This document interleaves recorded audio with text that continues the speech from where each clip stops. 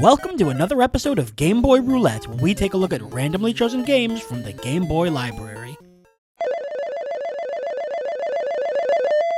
Mickey Mouse Magic Wands. Hey, look who's already back. It was just a few episodes ago that Mickey Mouse made his triumphant debut on this show, thus officially making me an employee of Disney.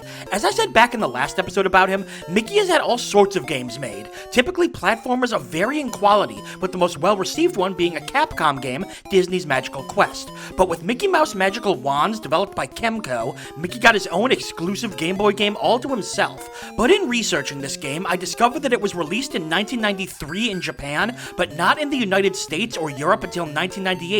A gap that large implies something is up with this game, and there is. This game is a part of the Crazy Castle series. I did a whole video from my Retro Rapid Fire show about Crazy Castle, but as a recap, Crazy Castle was a fairly generic puzzle platformer game that somehow had about 100 different franchises attached to it. Bugs Bunny, Mickey Mouse, Hugo, Ghostbusters, Garfield, Woody Woodpecker, whatever the hell Kid Clown is. For some reason, Kemco was able to get the rights to a bunch of major IPs and decided to slap them all over the most utterly standard gameplay. Most of the games were for the Game Boy line, with only 2 hitting the NES, but honestly, that's for the best. It's definitely the kind of game that belongs on the Game Boy, but in this case, it kinda feels like it's because no other system wanted it.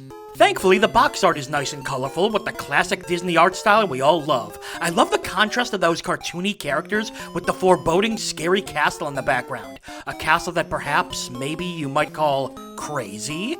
We've seen this franchise before, so I think we know what to expect, so let's get crazy with Mickey Mouse Magic Wands. The Walt Disney Company. Oh, of course they're involved with this. Oh. Ah, there's some music. Mickey Mouse Magic Wand. A nice little title screen that hides yet another Crazy Castle game.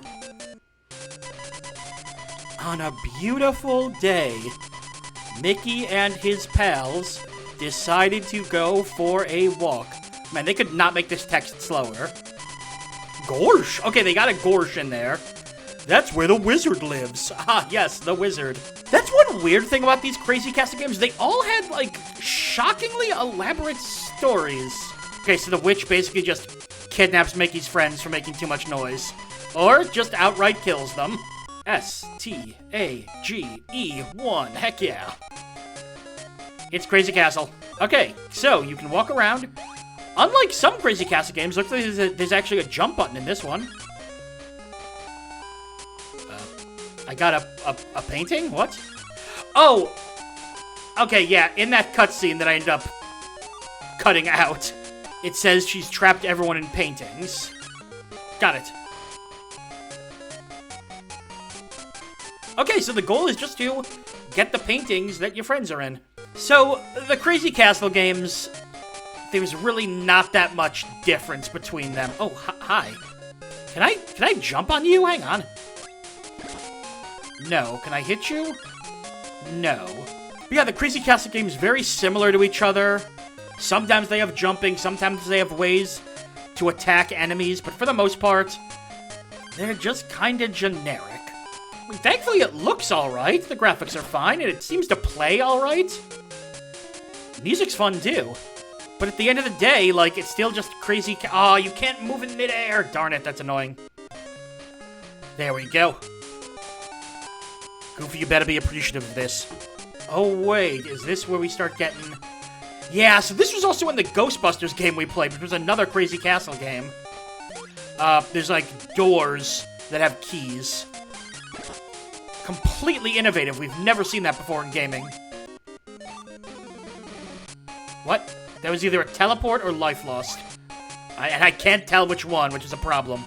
See, I just feel like you get bored really quickly with these games, you know? There's so nothing happening. They're not bad, they're just very... And I've said that before about games, but like, seriously. Since we have a key... Is there like a... Aha, there is. Oh, these are items! Wait, what? What's the apple do? Oh, well there's something. Cool. Okay, so we got a little bit of something going. Wait, what does this do? Oh, okay, that gives you life. I want to do a really quick check. How long is this game? There are 40 stages, including some boss fights. Looks like the boss fights pretty much use the same mechanics, but the enemies are just tougher. This is one of those games where I'm hard-pressed to come up with any major criticism of it, because it plays well, it looks fine, but also, I'm hard-pressed to come up with anything where I'm like, yeah, this is great. It's just, it's a game that they made and remade and re-remade 100 times. Just sometimes with different characters across it. Oh, what the? Apple. Cool. Okay, so we can actually do things. I will say this is definitely one of the better Crazy Castle versions I've played. But that's not saying much. Being the best at something so utterly... Who is this character? Oh, it's the cow lady. Whose name is, of course, something I know. Definitely. If this teleports me all the way back to the top... Oh no, we're in a new place. I think. No, this is the top, darn it. The game, all these areas look the same. And that's true for pretty much every version of Crazy Castle. It's not a franchise you can really get excited about. Almost by design. The gameplay is so standard. So nothing happening. That all you can do is just be like, yep, there's another Crazy Castle game. What? Again, this is one of the better versions of Crazy Castle I've played, so that's nice. It has good controls, good music, all the stuff you want. But it is still just Crazy Castle. Pretty much all you can do with this game is each time they come up with a new one, say, oh, I wonder what franchise it's covering this time. Crazy Castle just sort of was Crazy Castle. It existed, it was a fine franchise. But it never really innovated, it never stood out. It never did anything that made people go like, oh my god, I love Crazy Castle. Well, I suppose it excelled at one thing, and that's being one of the first crossover franchises. I mean, never at the same time. But still, they had a lot of franchises. Meaning no disrespect, this is one game series I'm glad is dead. And it's not because this is a bad franchise, it's more because, well, it released the same game over and over with very minor tweaks and a new coat of paint in the form of some licensed IP. And none of those games ever did anything to stand out, innovate, or even excite. They just sorta existed.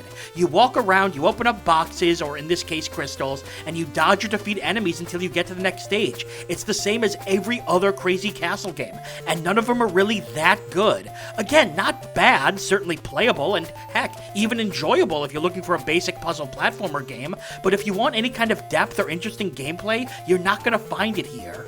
But that said, I will admit that of all the Crazy Castle versions I've played, I think I enjoy this one the most. It's not a high bar to clear, but I do think that the graphics, the presentation, and the music put this game a few steps above the others. I also think it's a matter of the franchise matching the gameplay.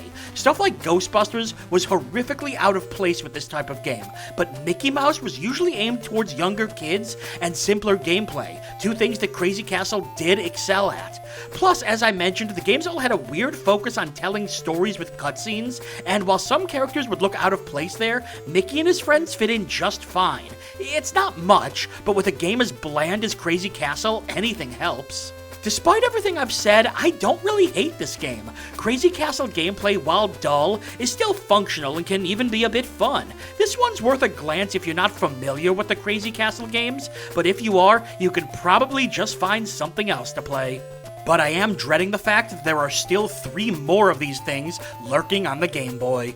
And that's all for another episode of Game Boy Roulette. Make sure to like the video, comment, and subscribe to follow the series as we continue to dig through the Game Boy vault. I'm Brian J, and I'll see you next time.